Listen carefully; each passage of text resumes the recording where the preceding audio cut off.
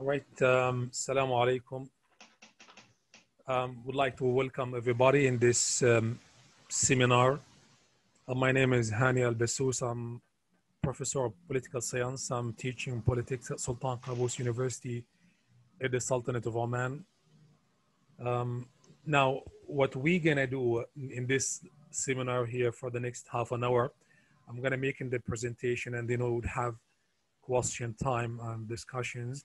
So you can take notes, you can write the questions and notes, and once I finish, we can have a long discussion as long as it takes. This is fine for me.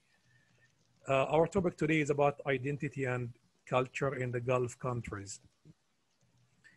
This is one of the important topics where people have to know and understand the type of culture and identity, because this would have an impact on the political and social situation, and the entanglement of political and social activities together has been always there.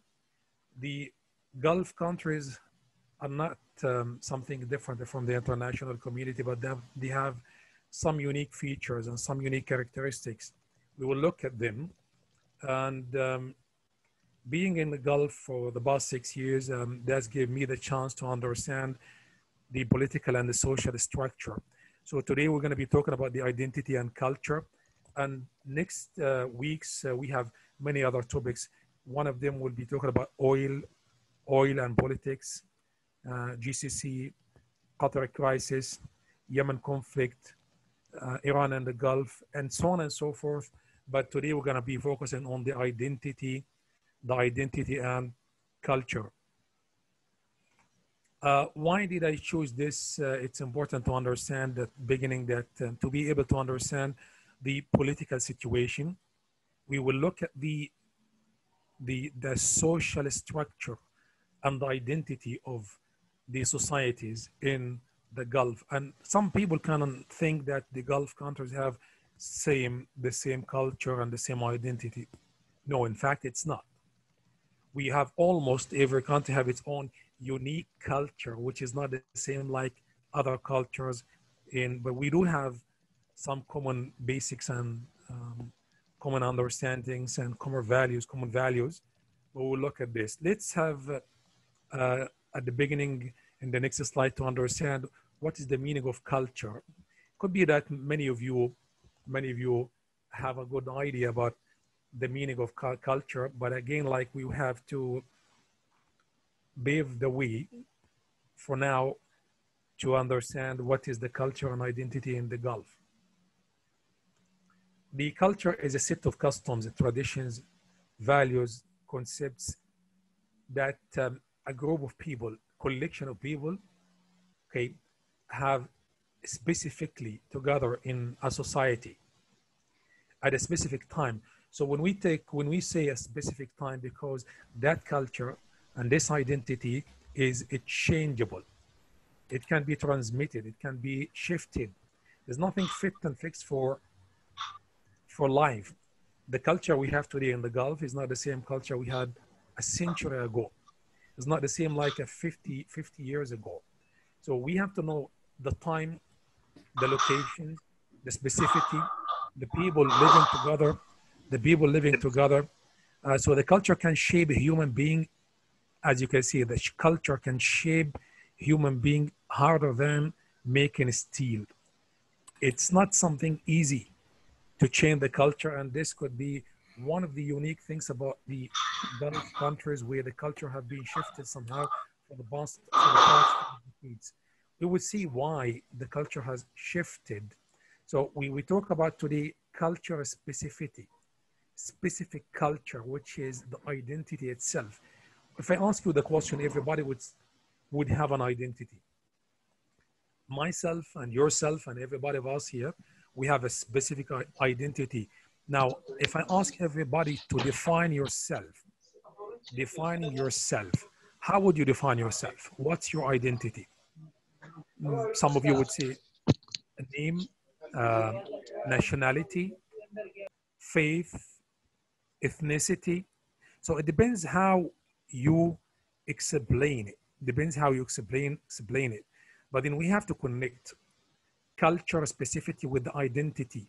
My identity has been shaped by my culture, and my culture is what? It's a set of customs and traditions and values. And this is the same situation has been in the Gulf.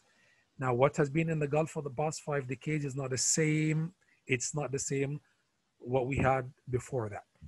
We have developments. Same thing could be that's for many countries in the world. But specifically when we talk about the Gulf, we have lots of changes happened for the past 5 decades. I would like to add to this one point here. It's the due to communications and transportations and what it's called globalization. Globalization had eroded the culture. Nothing stay as it is. The language could be affected. The ethics could be affected. The values could not be the same, So we have to take into consideration the shift and the changes in culture for the past 5 decades. I would like to move on so I can focus much on what we have in this region. I don't know if any of you from the Gulf or living in the Gulf, but it is important as well that we have to know what we have. Even for people who live in the Gulf, sometimes some young generations don't know much about the specificity of the culture. Being a specific culture, national, one united for the one country, which is not the same like other countries, even though we share common values, but it's not the same exactly in every country. The scope we have today, I just would like to explain to everybody, if you're not familiar with the Gulf, the Gulf region in general, including 9 countries, 9. We have, within the 9, we have GCC. GCC, it's what? It's the Gulf Cooperation Council. And this Gulf Cooperation Council, which was established practically in 1981, the Gulf Cooperation Council was made of 6 countries: Bahrain, Kuwait, Qatar, United Arab Emirates, Sultanate of Oman, and the Kingdom of Saudi Arabia. These countries have made and have formed in 1981 what is called GCC, which is it's still there. Even though we're going to talk about this GCC after 2 weeks in details. GCC is still functioning, yes, but it's for the basic, like at the minimum, and sometimes it's not even functioning in the best way because of the conflict. We have the crisis in the region. So the Gulf countries, GCC, 6 of them, and Iraq, Iran, and Yemen. Iraq, Iran, and Yemen, 3 countries added, but all of these countries are making 9 countries of the Gulf countries. Now, if you look at these Gulf countries, you're going to find contradictory nature of Gulf societies. Contradictory. If you find focusing much today on GCC countries, because this is mostly when people talk about Gulf, most likely they understand it is GCC. It's a wider perspective beyond GCC, but the focus, as we're going to have today, and most of the studies, you're going to find the focus much on GCC as the main kernel, the main point. We do have contradictory nature of Gulf societies. It's not one package. It's not one value. It's not one culture, even though we do have many activities looks the same. It looks like to anybody from outside the region that they have the same culture, the same uniform, the same tradition. No, it's not the same. Every single country have its own identity. So we have a Gulf model, which is called the cultural style. Even if it seems contradictory sometimes, but we have to look and dig deep down to know how similar and how different this is. So what we have is the model for today. The model for today in GCC and in Gulf in general, we have a model of tradition and modernity combination. It's a combination of culture made of tradition and modernity. And this has made it difficult for many writers from outside the region to understand. And that's what we call bewilderment. The way you can understand this region, it's not something easy unless you live and act and work and know the culture and immerse yourself well in the customs and the tradition to understand how things go. So simply you can say that we have a combination, and this combination between tradition and modernity, it's a mix. Now we have, if you look at many countries in the world, we have modern culture. We have a globalization effect. But we do have the tradition. And what is the tradition exists here in terms of many aspects. In terms of the way we dress, don't look at me myself like I have a suit and tie, but I came from Palestine, and even with Palestinian traditional culture, long ago, it was not a suit and tie. We have a modern wave of changes in our life. And this is the situation as well in the Gulf countries. Most people are still having the same uniform, the similar uniform, the food, the way they act, some of the architecture we have is still the same. Look at the example we have, Arabic dress expressing an ancient Bedouin culture. At the same time, we're going to have tall buildings designed in European style. By the way, that if you come to the Gulf, you're going to see one of the best structures and the institutes and public institutes and buildings and so on and so forth. They're going to find many of the modern building, and I found that many of them even look like better than the shapes we have and the infrastructures we have in European countries. This is because we have modern societies have been built for the past 5 decades based on oil and income generating from oil, that able to build such societies in the best way. So that is the combination, this model based on combination between Bedouin ancient culture and modern European style at the same time. And this is clicking in the mind of everybody, like what kind of research we're going to have. We have to think, because even if you look at many universities in the Gulf, many of them, they study the identity and the culture as one section and one model of the Gulf studies. The culture model, it's known as their nature to achieve the feature on the ground. We have to research to understand how things has been built, how things have been transformed. So this cultural model, it has been moving, yes. The model moved from tribalism to modern life, contemporary states.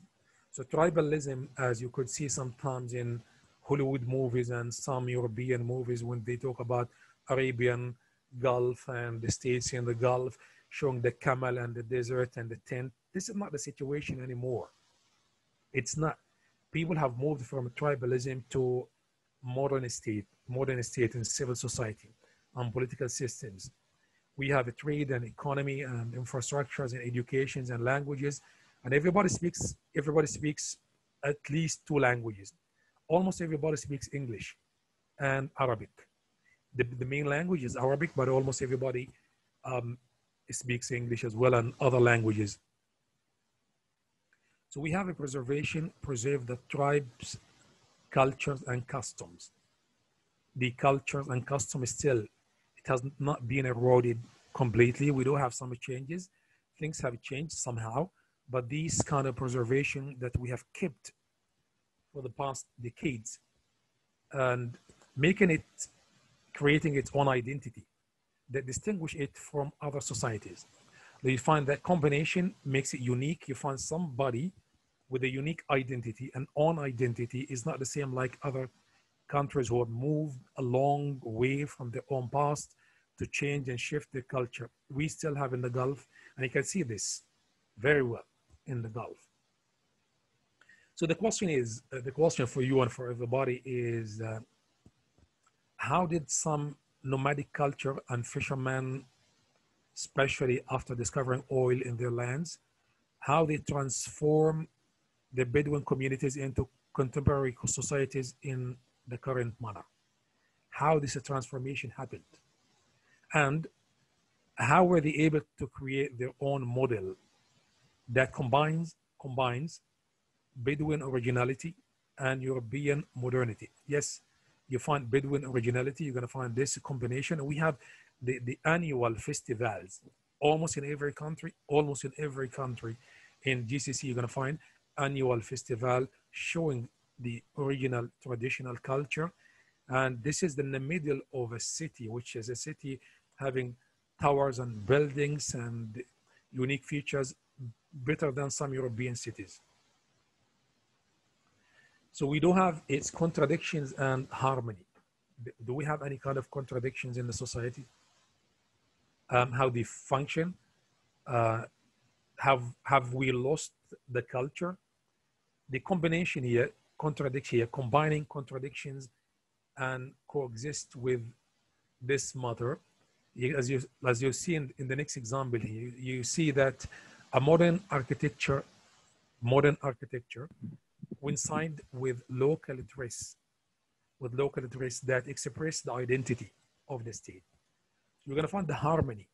This harmony and hegemony have worked dynamically in a reciprocal process in the last 50 years. And somebody can ask me why 50 years?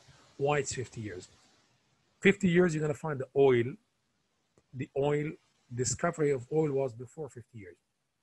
60, 70, 80 years. But mostly we have the oil generating money, 1970s, 1980s.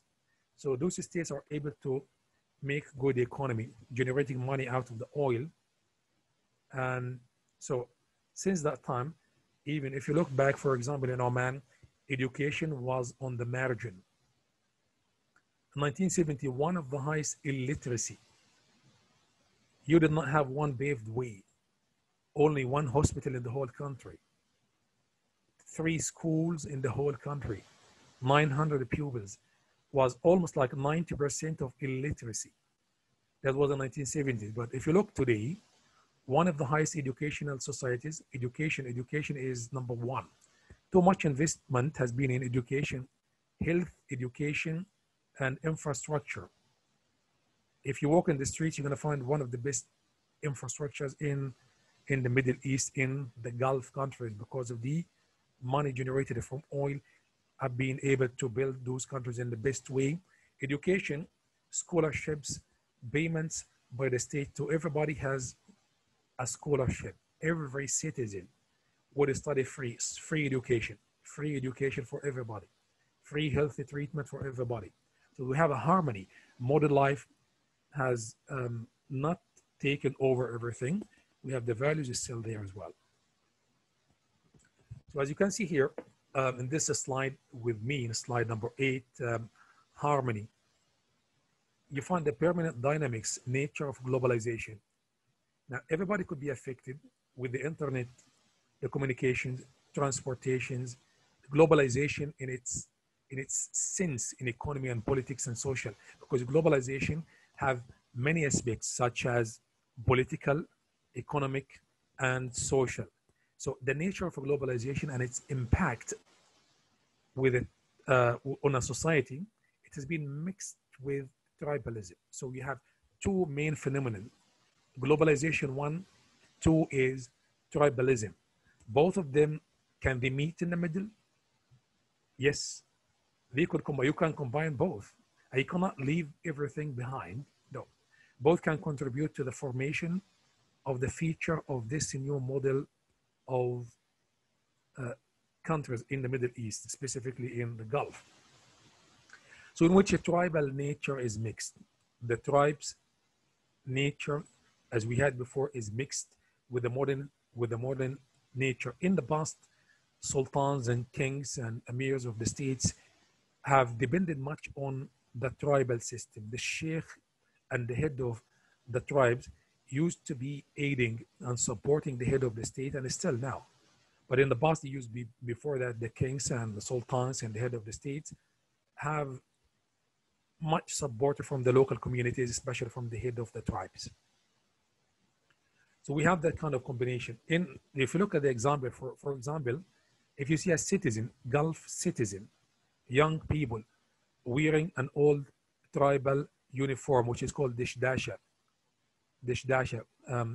That's uniform. And at the same time, riding a luxury car, latest model, very expensive.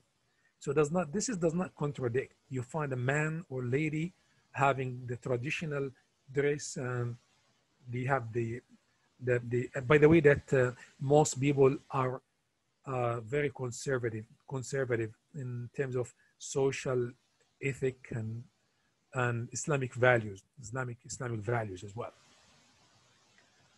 And you're going to find sometimes even the ancient Arabic poetry being narrated in poetry councils. At the same time, you're going to find the falconry parties. We do have them from time to time. I just would like to take your attention, what exactly the structure in the society. If you look in any society in your own country, you'll find a class. We do have most countries in the world, we have three classes: high class, middle class, and the low class. Do we have the same thing in the Middle East? Oh, sorry, I'm talking about the Gulf specifically. In GCC countries, we have 5 basic classes. How come?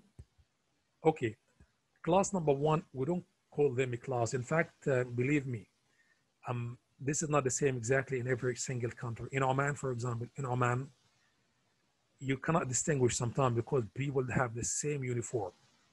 The prince or His Highness or His Majesty, the Sultan, and everybody else having almost the same dress, you cannot distinguish because they look the same, they have the same uniform, they eat the same food, but it's not the same house, definitely. It's a different style of life could be. But in general, we have first category, which is ruling families. Ruling family, the king or the sultan or the emir, those families, the highest class, I'll call them the upper class in the society. Number 2 is the Arabic tribes who came originally from the Arabic Peninsula. This category has been there for a long time, and it's the oldest who occupied these lands long time ago, thousands of years ago. Some of them left, but they come back again, left and they come back again, but this is the second class or the second category in the same society. It's really difficult to say, because if you're gonna ask me the question later on, it's very difficult to say we have classes based on the social aspect. We do have classes based on economy and money, yes. We have rich people and poor people and middle class based on the economy, we do have this. Socially, we have 5 main categories. Again, like it's the ruling family, the tribes from the Arabs. 3 is Persian people who came from Persia, from Iran, most likely from the Persian area. Some of them, we call them Ajam tribes, known as the Arabs of the Peninsula, the Arab of the Persian tribes, who originate from Iran, but they speak Arabic and lived in Iran for many, many years. But then some of them immigrated and lived in GCC countries. We have many of those families who become citizens, full citizens, and living in the GCC countries, but they came originally from Iran. So you're gonna find some of them have families back home in Iran, but they are now full citizens and they have the same rights like anybody else in the GCC countries.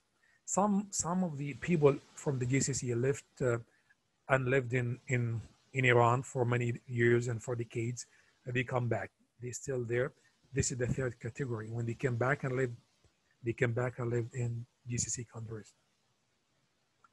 A 4th category, which is an African descendant. African descendants, you can find this clear in the society. People from African descendants, especially in Oman, even in other countries, you're going to find them. In Oman, by the way, was one of the oldest. If you look back in the whole Arabic Peninsula, the oldest two countries were Kingdom of Saudi Arabia and Sultanate of Oman, the oldest countries. The other countries in GCC, they emerged later on in new countries.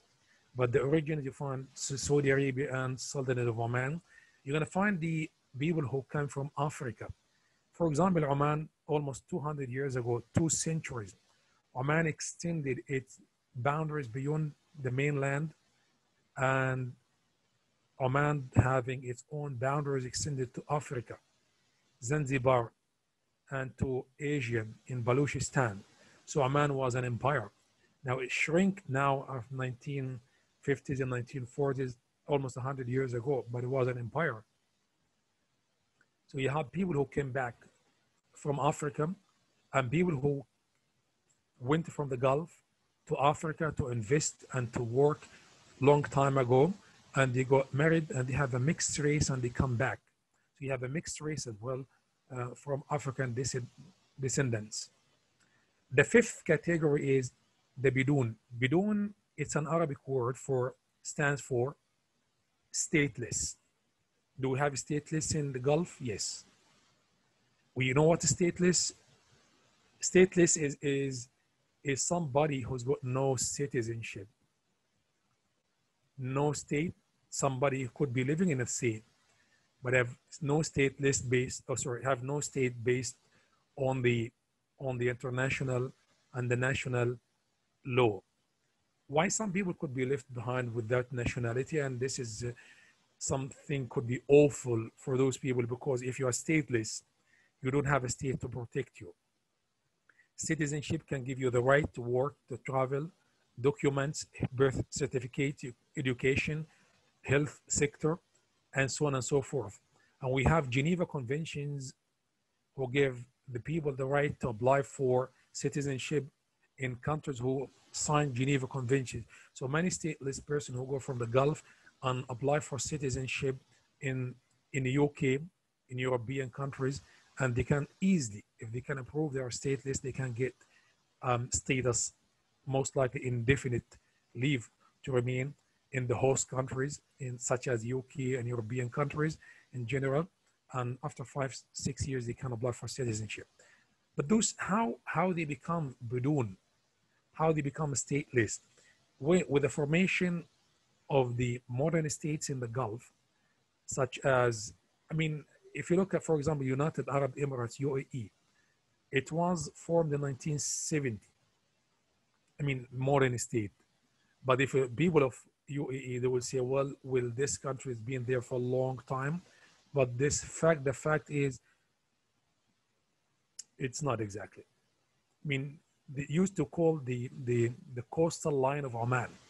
United Arab Emirates used to be called the coastal line of Oman. And this is a fact. And it was separated of Oman, becomes a new country.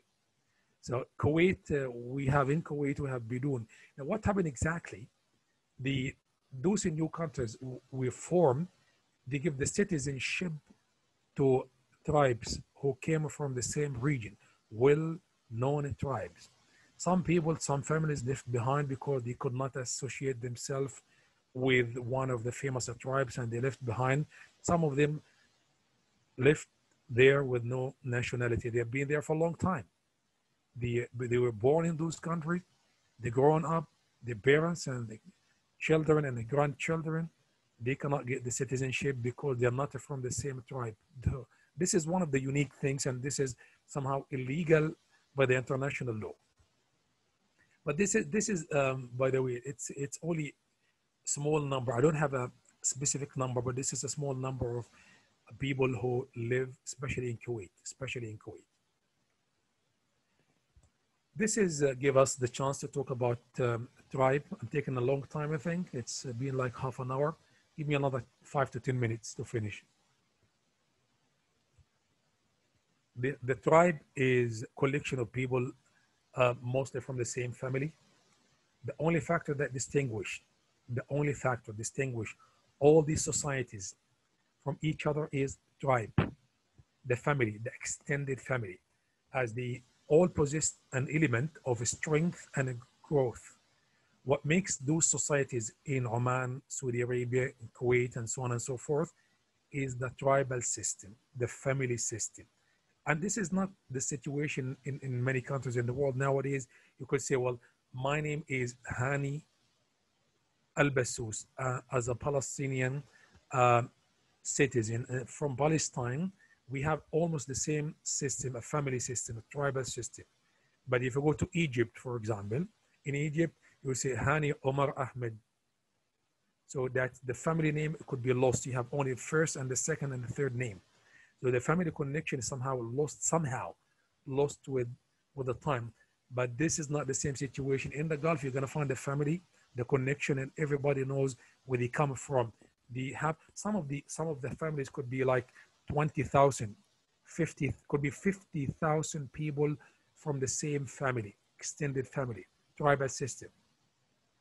Is it good or bad for me? I think this is something really good, because if the political system lost the signal and lost the control, what would you do? In such societies, we're going to depend much on the family. We have seen this happen many times. In 1970s in Oman, we had a takeover. Sultan Qaboos took after his father, Sultan Saeed, and he needed the tribes to support him to expand his control of the country. We do have challenges, but thanks to the sheikh and leaders of those tribes, they helped much to support the political systems. So the Gulf states able to reach modern stage at the present time because of what? The modern stage of life, because we have employed the tools, the following tools. One is we have a combination of two. The tribal values and custom, that's number one. Number two is the modern life. So this kind of combination strengthen the Gulf countries. So some people, they call this invented a tradition. Some call it invented something new, innovation. Why they call it invented? Because it's a combination, it's a new identity.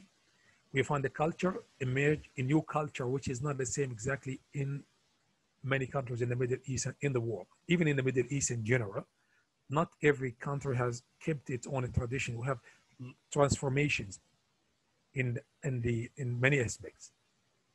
What we have, for example, to give you an example here, if you look, anybody has been to Doha, the capital of Qatar. Doha, you're going to find Souq Waqif. It's in the middle of the capital city, Doha. It's a traditional market.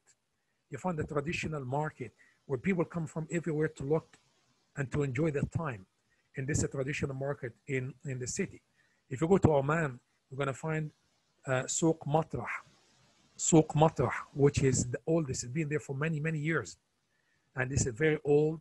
People come from many countries in the world to watch these souq. It's keeping the same tradition and the same values. Not only the souq, you will find the mosques, many mosques, beautiful, made the Islamic culture.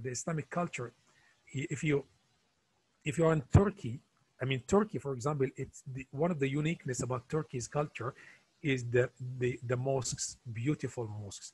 This as well, the same culture, almost the same, exists in the Gulf. We have the decorative design, the character with the combined ancient heritage. The ancient heritage in the mosques with the contemporary design at the same time. So this kind of combination, it's called invented tradition. So many countries have admiration for the Gulf model. Is it really good? Yes. Do I like it myself? I do. If you come to the Gulf, you're going to find it's really unique. It's a new identity. You find the culture, people like it. You might not like some few things. It depends on where you come from, and it depends how you look at the culture, but you find it most likely you're going to find a new identity where most people in the Middle East, in the Arab societies, cannot achieve the same thing. The authenticity and the modernity, that kind of combination exists only in the Gulf, mostly in the Gulf, because the impact of globalization have impact on everybody in the Middle East, on most people, but this was not shaking the value and the culture exist in the Gulf countries. I mean, this we'll look at it later on. Does it have impact on the political life? The people still are conservative. People are conservative in the sense they respect the social and the faith and the political values. So you'll find that therefore in the Gulf states were able to create a new national identity for the citizens, which was reflected in their behavior, the behavior. You find respect, people respect each other, kind, most likely, this especially in Oman and many other countries, kind, respect. You find people are modest, down to earth, most likely. You have customs and a tradition exists in many aspects. If even when you mingle and when you mix with old generation, especially with old generation, even with young generations, they still keep the same traditions. One of the features of this culture, sheikh. What does it mean, sheikh in Arabic? We call sheikh the head of the tribe. Sheikh from the Islamic culture is the one who is an expert and immense in the Islamic values, and he's teaching the people the Islamic values and Islamic culture. And this in Islam, by the way, this in the traditional Islamic way we have two main sheikh, Umar bin Khattab and Abu Bakr as-Siddiq. They call them al-Shaykhan, the two sheikh. Now this is the highest title. This could be the highest title somebody can have. That was in the traditional and academic way. But people use now this for the head of a tribe. Tribal leaders, we call them sheikh. They could, and they were able to transform these early primitive tribes into the modern model of society. What was the role of the sheikh? They were able to deal with their people based on the enclosed culture, the tradition they keep and they still have. They were able at the time to solve their own conflicts. You don't have to refer the conflict to any court. You don't have to go to the minister of whatever. You can go to the sheikh or the head of a tribe who can help the families to end the conflict, teaching and preaching the societies. So they're able to preserve and adhere to the tribe's values.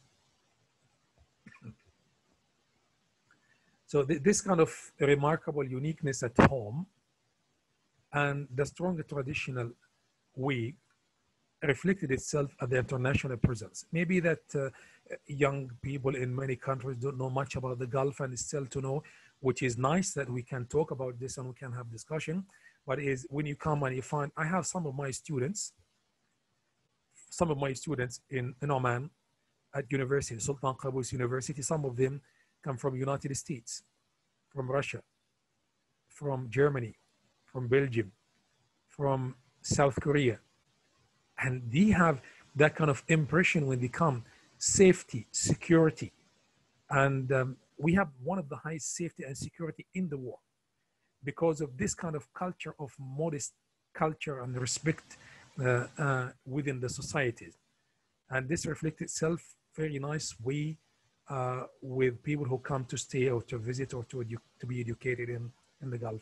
I'm not advertising, but this is really the fact. I've been here now. This is my 6th year. You could leave your money in the office and your mobile phone, leave and come back after 2-3 days and keep it open. Nobody will touch it. You can walk in the streets in any quarter, in any place, and you're gonna find respect by most people. So how much this is referred to the economy? I know that poor societies in many countries, they have been suffered for many, many years because of the poverty, and this would reflect itself on safety and security. In the Gulf, you're gonna find safety and security as one of the highest in the world. Oman is the best one on the scale of many organizations in the world, that it is one of the highest in terms of peace and tranquility in the world because of the nature of the society. And this is referred to the benefit of the oil. What oil make? Oil made societies living a good, decent life. So what you have is, you have education, health, infrastructure, social benefit, health, and so on and so forth, in addition to the good living standard. Good living standard. For example, Qatar, it's the highest GDP per capita in the world. I'm not sure how much is the figure now, but I think it was more than 120, about 120,000 US dollar GDP per capita, which is the highest in the world. Same, it's not the same thing, but other countries in GCC have the same or similar way. We find people can live with a good standard of living. That's help people to be able to what? To do what? To have a good life, to have a calm and peaceful life. And this is one of the uniqueness about the culture as well. So we have advanced civilizations, we have peace and tranquility, values, culture, and this reflects itself on the political system. How? Yes, political system. Even some people, you could think about that monarchy could not be this, could not be this, the best. People like it here because they don't care about what type, what shape. They love their own monarchs because they have a good life. They have a good income, most likely, a good equality of life. I mean, nowadays, for the past few years, especially in this year with pandemic, COVID-19 pandemic, life is not the same exactly, but it's one of the best, and it is the best in the Middle East. The last slide we have today, and then we can open the floor for discussion. The last slide, the national identity. After we have seen culture, identity, the economic growth in the Gulf states have given strong presence in Arab Gulf cities and states. And this has shaped the national identity. But is it the same thing exactly? No, it is not the same thing. Now, what is the difference between Saudi Arabia and Qatar or Oman? We have difference in the values. Is not, it's almost the same. The Islamic values almost the same thing. Do we have a school of thought? Yes, we do have a school of thoughts. Even the differences between, for example, in Oman, you're going to have three main school of thoughts: Ibadism, Sunni, and Shiite. But people don't call them sect; they call them school of thought because we have kind of unity, coexistence, one Semitic culture. All right, but this is not the same situation if you go to Bahrain, for example. You have sometimes we have conflicts. Anyway, but every country have uniqueness. The dish dasha they have is not the same. Every dish dasha is not the same. The food is not exactly the same. Every country have its own character and culture.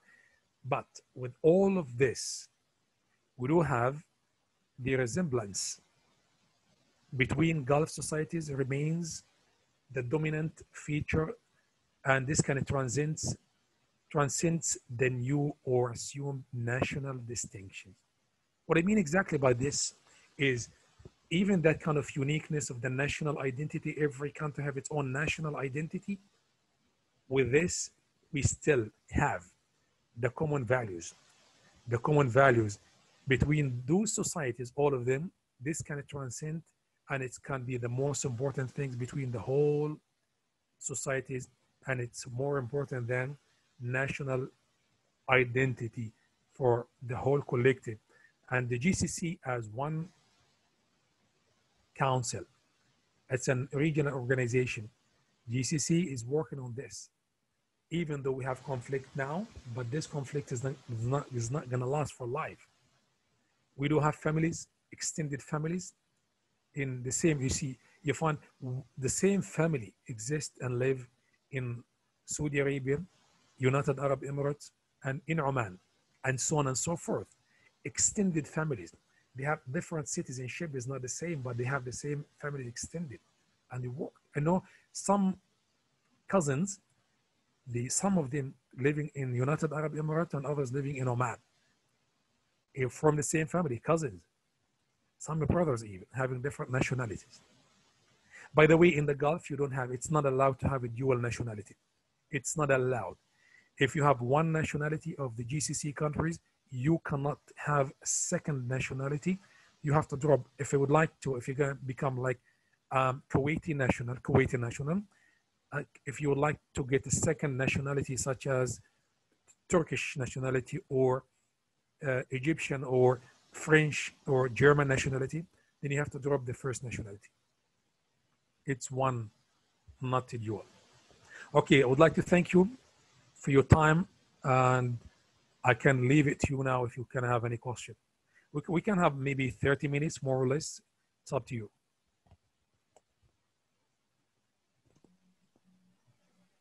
Dear Professor, first of all, I would like to thank you for this session. I think it's a very delightful one. And dear participants, if you have questions, you can unmute yourself, and ask your questions. Also, you can ask your questions through a Q&A section, which is at the bottom of the screen. Thank you. Can I stop sharing the slides? Yes, Professor, of course.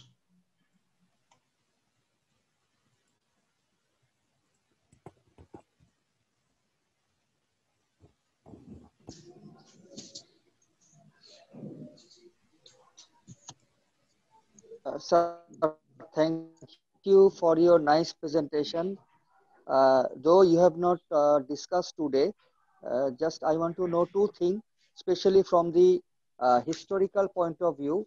Number one is why the three major religion, why the birthplace is in Middle East or Gulf area?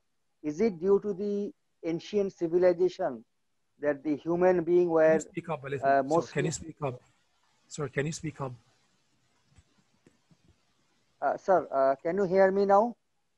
Yes, yes. Sir, just my question, I make it short. Sir, what is the main reason that the birthplace of three major religion is in Middle East or Gulf area? Is it due to the ancient civilization or due to the demography that in that time before 2000 years or more, the population were more in Middle East? Thank you, sir. If I mean, I understand the question, but do you mean by the religion or do you mean the sector? Because it's not the same exactly. The religion, you talk about Judaism, Islam, and Christianity, or do you mean the sects by Sunni and Shia, anybody? No, sir. The Christianity, Islam, and Judaism. Why in the same place in Gulf area? Well, in Gulf, you're not gonna find many Christians or Jews. Mostly dominated by Muslim community. Most likely, you find could be 99%, maybe more, of Muslim descendants. But in the past, we used to have small communities, very small communities of Jews and Christians, very small community. Most of them living now in European countries and United States and other places. But now, again, what you find, if you go back to the ancient civilizations, you're gonna find Palestine in the Middle East. It was the capital of all faith. You find Christianity, Judaism, and Islam, and we talk about Saudi Arabia as well, and the Gulf, where Prophet Muhammad, peace be upon him, we came from Mecca. It's in the Gulf in Saudi Arabia.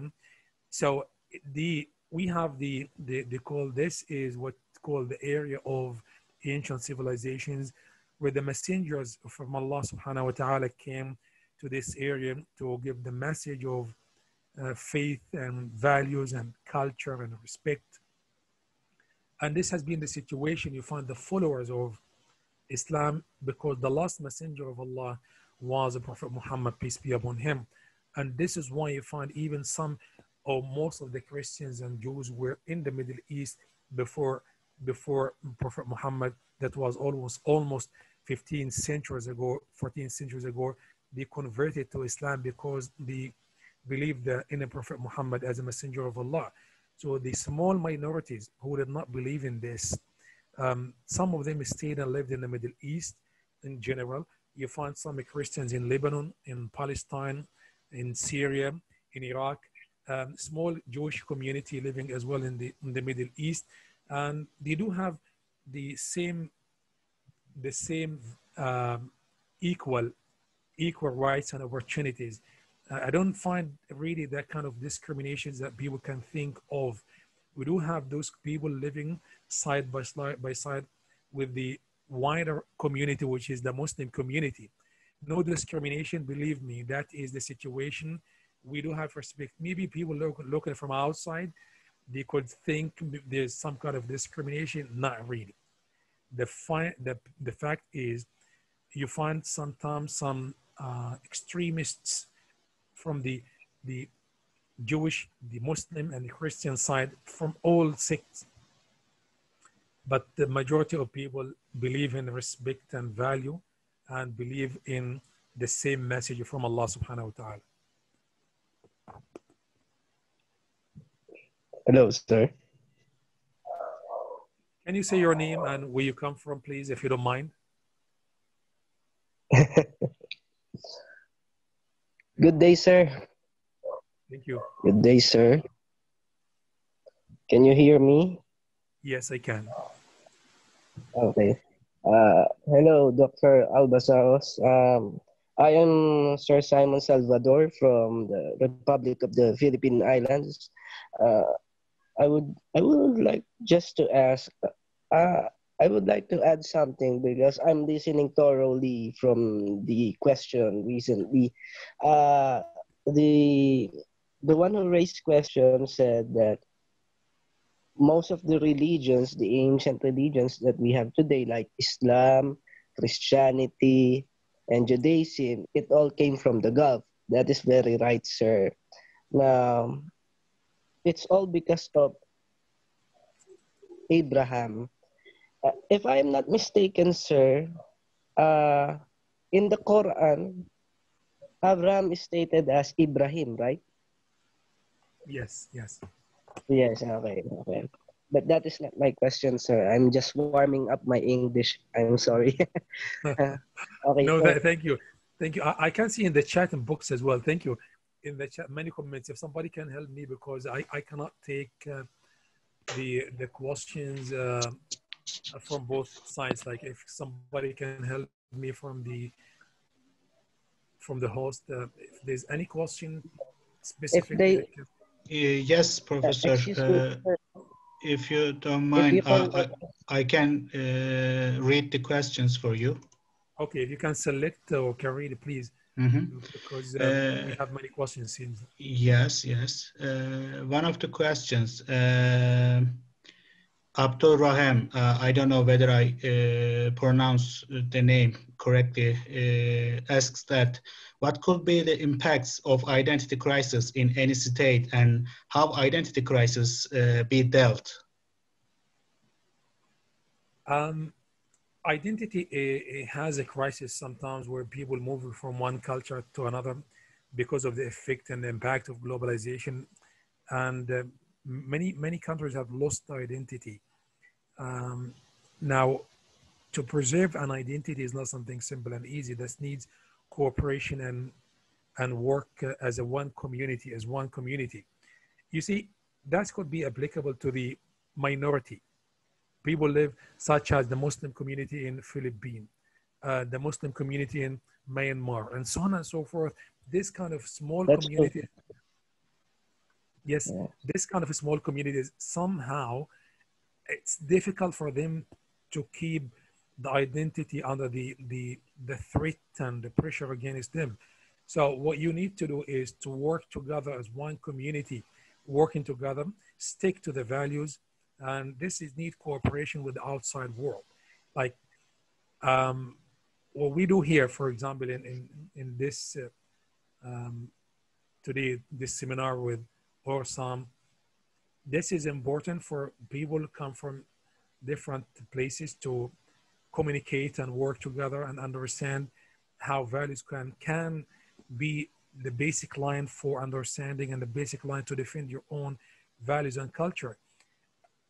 So I know that small minorities living in the United States, for example, and European communities, small Muslim minorities, find it difficult for them to preserve the values. Some of them have lost complete values and culture, have immensely lost everything, especially in the United States, because they call it the melting pot, the melting pot. So everybody losing, most people losing the values and the culture. So it is important that you stick to some of the values, such as the language, school, the faith, even the uniform, that even you change, but the language is important. Okay, you have to use the common language. You have to use the faith, which can unite everybody. These are basic elements. You have to use them to preserve the culture. Thank you. Thank you, Professor. Another question, Sochan Limbu asks that, what could be the challenges to protect our culture for future generations along with globalization? Communication is one of the many challenges because now with the internet, with the social media platform, you could see the influence on, especially on young generations. I'm not talking about the language. It's important that we have to speak a second language or a third language. It's very important. But what is important, we have to watch what we're doing. We have to look at our kids and the new generations, and we have to formulate and develop way of education. The challenges are really high. Challenges is very much social media and the impact. I tell you something about, if you study political science, one of the theories in political science, it's called Golden Arch. The Golden Arch, it comes from McDonald's. You know McDonald's? It's an American fast food. But this American fast food has a culture in its way, in itself.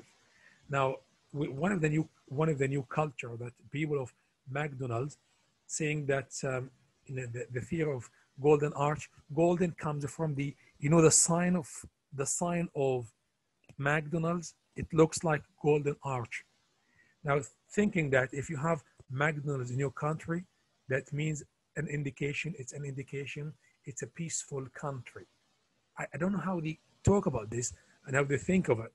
But again, like this could be one of the ways of European or American culture, Western culture. Now, this is one of the challenges the new way of social media can impact. It's the most impact on the new generations in other countries in the world is the new culture. And now everybody speaks English. We communicate in English. It's important we can share our values, our common values. We can have a school of what? Faith, school of educating the values, common values, to be like kind of parallel with the new culture, new globalization is good in many aspects, in business, in politics, in social aspects, but up to a limit, because globalization can have an influence from outside actors. The main challenge could be with the new generation that could be incited. This is the best word, incited by other actors and other countries, inciting new generations to act. You see that social media could be platform, websites from one country in the States, in UK, for example, in India, for example, had influence of young generation in the Middle East, in Philippines, in Pakistan. So it's not, so that kind of influence, how to deal with it, that's important. This is one of the main challenges. Thank you, sir. Another question is asked by Murk Mahar and asks that how much globalization has impacted on cultural identity of region as far Umrah is concerned. As far as? Ummah is concerned. Oh, okay. Al-Ummah. Yes. we do have positive and negative. In fact, I cannot say that kind of cultural change and transformation have a negative impact always. No. We have the negative, like when you have a mobile phone and the internet connection, you can use it for the good and for the bad. It's up to you. You can decide what you can do. So we do have the influence, but then it depends on the family, the state, the institute, the young generations, because everybody of us, we are young generations. Everybody have the responsibility. You can look after yourself and after your family. So that we do have influence and huge influence, in fact, from Western communities. Music now, you find small and young generations, teenage, listening to music come from the Western societies. Then you have to watch what they're doing. I'm not talking about the food, which is fine. You're not talking about the dress and the uniform, which could be okay, as long as it can be respectable. But when you talk about the ummah, for example, you talk about the change in the ummah based on how much has been done by intention behind many websites and many TV channels who are directed towards the mind and the mentality of young generations to change and to transform them. So that we have to watch this. The ummah could be the best, the Muslim ummah could be the best if we use the new technology. We can use globalization for the best, not for the worst. Like today, we will talk together now. We are talking. And this is one of the best way we can have lectures, seminars, presentations, preaching to each other. Education today, with the pandemic COVID-19, that everybody is teaching, almost teaching online. We can use the platform of teaching online to spread the message of Islam and the message of culture and values everywhere in the world. You have seen in the United States now, people and the Muslim community have been oppressed by Donald Trump for the past 4 years. Now with the new election, we have Biden voted in. I think we have happiness somehow within the Muslim community because that could somehow give them some relief. But we do have at the same time communities, small communities living in non-Muslim countries have been able to work together and spread the peaceful message of Islam. Peaceful, it's a peaceful message. And we have people from many communities, non-Muslim, converted because of the education.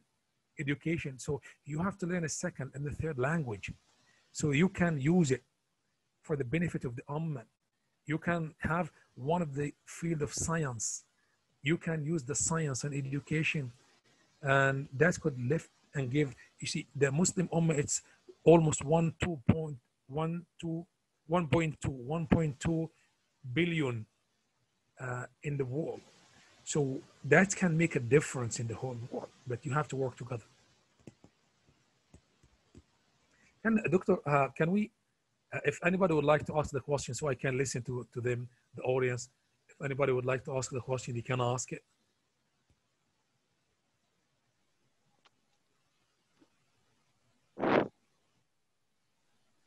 Sir, another question, like as a Muslim from Asia, if I wish, I can seek the citizenship of America or England or Australia, but surprisingly, being a Muslim, I cannot get the citizenship of any of the Arab Muslim country.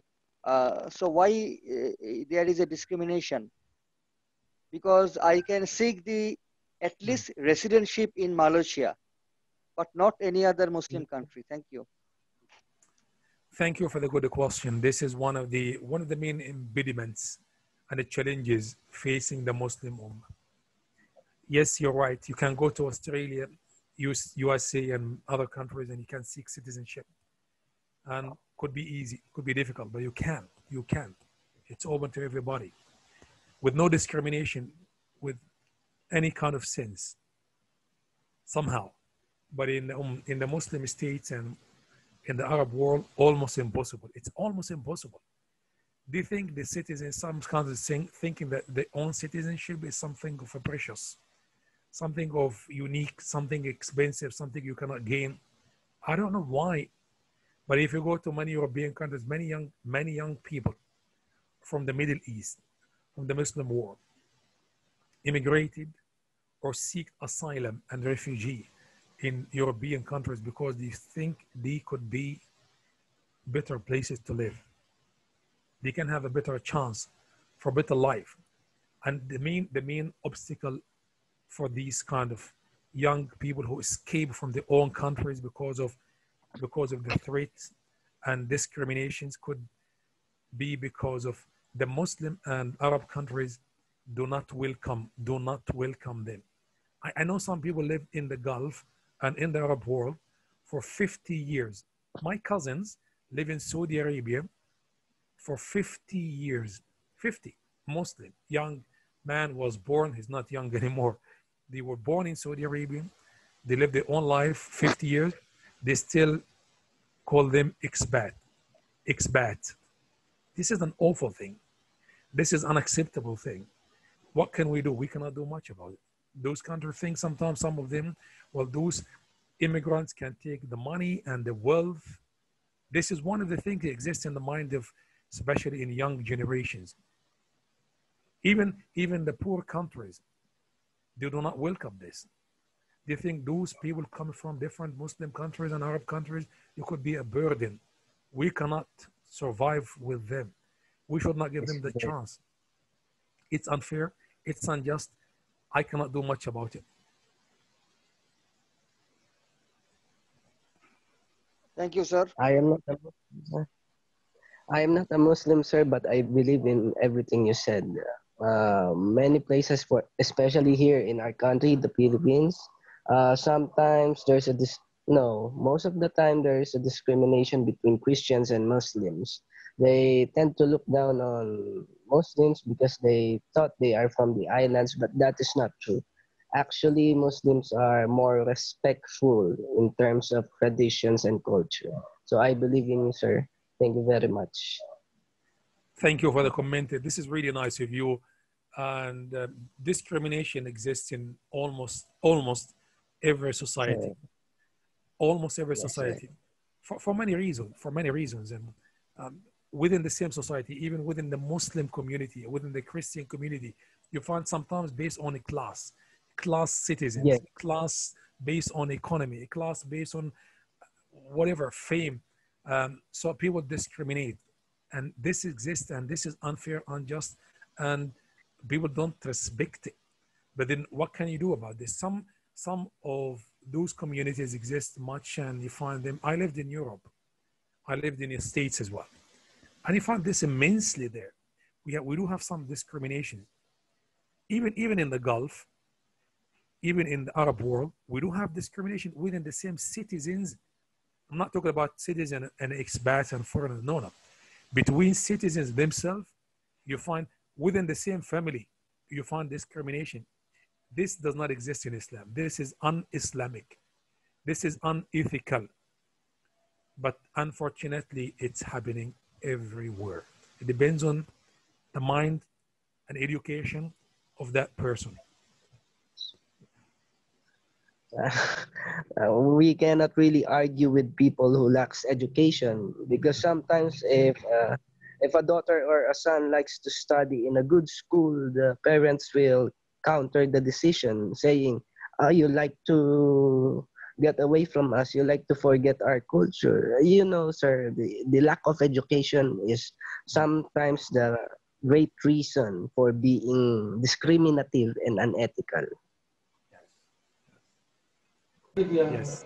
Thank you for the comment. And anybody else has any question? So we can take another 5 minutes or 10 minutes, will be fine. Okay. Yeah. Mr. Hani, I just would like to add something to the things that you have mentioned. This is Fatma from Yemen. Hi. Can you hear me? Yes, I can. Allah يحييك. Okay, thanks. I would just like to add maybe that regarding, the nationality, that we do not, especially in Arab countries, we do not prefer to give a nationality to foreign people, right? I believe this, as you have mentioned earlier, that, because our last name is totally identify your origin, where have you come from? Yes, there is a sort of civilization and globalization, and somehow the countries are developed, yes, as you know, but still we believe that in our origins. So I think most of the Arab countries believe that if I would give you a nationality, that means you should be like a part of our tribes. You should be a part of the community itself. So, as you have mentioned, mostly Arab people, they do differentiate between classes, mostly based on their last names. So if I would know what is your last name, that means like I would have like a total background about everyone, the origins, the governorates, if there is like a democratic state like here in Yemen. It's not that democratic, but at least we are democratic. Which governorates, which tribe totally, and which class. That's it. I just would like to add this. Yes, there is a sort of globalization and civilization, but still, I think Arab, they still have this fixed idea about giving the nationality, because that means you would be a part of tribe or what the origin of the person. Thank you, Fatma. Thank you, Fatma. This is a good point, and I respect and I love Yemen. And Yemen is one of the ancient countries, and it's the motherland for many people in the world. By the way, you know this, Fatma. So even many people from GCC countries came originally from Yemen. You know this, Fatima? Yeah, of course I do. I'm totally aware about it, and it's a good thing. But so we Fatima, also love Palestinian people as well. Thank you very much. We would love to know more about Yemen and the situation, and we're going to be talking about Yemen. One of the seminars, it's going to be about Yemen conflict. Can I ask you, Fatima, do you still live in Yemen? Yeah. And if you live in Yemen now, how is the situation going now? Yeah, I do live in Sana'a. It's the capital of Yemen under the de facto government. Everything is somehow stable, but we are not that secured. But alhamdulillah, we're still fighting to survive, actually. Yes. The situation is actually horrible. Yeah, because there's no electricity. We have scarcity in oil, too many things. But alhamdulillah, we still good with. Alhamdulillah, this is nice words, and saying always alhamdulillah, thanks to Allah subhanahu wa ta'ala of what we have, even if it's a really bad situation. Yemen, it's one of the catastrophic situation. Yemen is a Gulf country. It's one of the most important. Yemen, it's one of the richest countries in the region. And believe me, that's going to talk about this. Some of the conflict is not sectarian. Most of the conflict is not sectarian. Maybe Fatma can correct me, but most of the conflict is about the control from outside actor. Yemen, it's one of the best locations in the Middle East, and resources as well. So Yemen can be built if the Yemeni people could be united, work together. It can be one of the best in terms of economy, culture. Of course, it is. I mean, the values is still there. The culture is one of the best. But again, and even the education, again, like many people used to be educated in Yemen. I know many people from the Middle East, you go to study in Yemen. Yemen is the motherland of most of the Middle Eastern countries. Thank you a lot. Thank you a lot. You're welcome. The funny thing that we used to live in a harmony. Somehow, even if you would read the history and you would think that there is a lot of war that happens in Yemen, but still people used to live, in a harmony, and there is, we used to live like Jewish people with the Muslims and Shia and Sunni, everything was all right. But as you have mentioned, that this is not only belong to Yemeni people, because there is, you know, like outsider factors that affect the situation over here in Yemen. But inshallah, sometime we hope that things would get better. Inshallah, inshallah. Thank you. Just would like to say something about Yemen.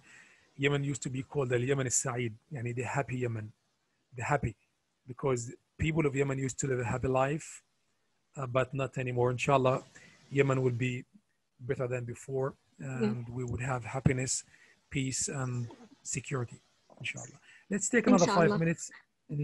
5 minutes. Thank you, Fatima. Thank you.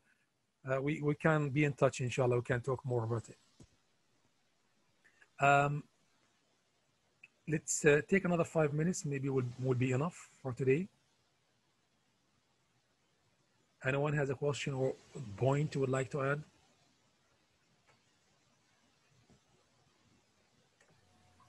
Well, if not, we can call it off for now, and then we can meet next week. May I, dear professor? Yes. In your presentation, you thought that people are pleased for their high income. Yes, there's a very good point, very true point in Emirates or Qatar. I have a curiosity about is there any opposite group? Maybe some people think, unlike us, our leaders are consuming our resources without our permission. Would you give some information about possible internal problems of these countries? Okay, what's your name and where you come from, please? My name is Benjamin and I'm from Turkey. Okay, thank you, Benjamin. This is a good question, and we're going to look at this later on as well. When we talk about we will talk about in details about the political participation, okay? But we do have types of political participations in GCC countries. We do have some countries have political parties, such as in Kuwait, for example. They have political parties, and they have all kind of varieties of political parties in the parliament. They don't have that kind of influence because we have monarchy system. Other countries, such as in Saudi Arabia, in Oman, no political parties at all. It's in Oman, for example, it's not mentioned, nothing in the constitution about the political parties. In Saudi Arabia, I think it's banned. So most likely no political systems, but you have political participation. For example, in Oman, 51% of public employees are women. 51% women, mostly young people work. We don't have the council, the Shura Council and the State Council. And in many other countries, you're going to have some kind of political participations by different shapes, but it's not the same like in Turkey and some European countries. We don't have political parties. So some people ask and think, well, maybe political parties can make sense in this life. You're going to have competition. And with this competition, you're going to have better way of life. But the majority of people in the Gulf think and believe this is the best way we have today. It's a monarchic system because we have the good life, good living standard. We do have criticism from some young generation, from some people from time to time about corruption, which exists. Corruption exists in many countries in the Middle East and in the Gulf at many levels. But again, like even when Sultan Qaboos came to power in January this year, he announced he will fight corruption in the society. Many people we have witnessed lots of changes. And this corruption exists in many countries at different levels. But it's not easy to fight it at once, because if it exists, has been there for a long time, you have to work, you have to spend years to be able to come to transparency. But again, like this exists and it has been there for a long time.